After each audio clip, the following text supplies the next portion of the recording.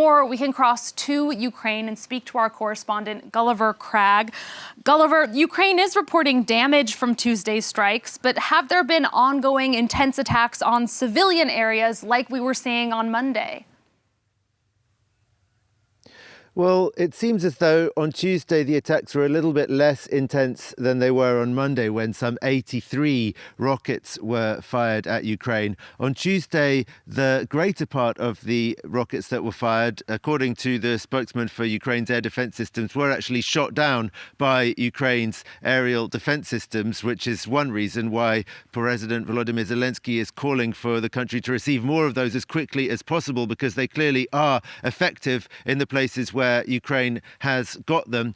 But then, yes, the attacks have continued, including with the use of these Iranian-made drones. I believe at least 15 of them were used yesterday. Overnight, there were several air raid sirens that went off, including in the capital, Kyiv, but no attacks on the capital as far as I can see. It seems that it was a somewhat quieter night, though Zaporizhia is one city that continues to take bombardment every single day lately. The governor of the city's military administration there is saying that 7 strikes happened overnight on the city of Zaporizhia, hitting a residential building, though apparently the 3 people who have been pulled from the rubble there are not seriously injured, and there are currently no reports of serious casualties in Zaporizhia. And Gulliver, how has Ukraine been coping with the infrastructure damage it's suffering?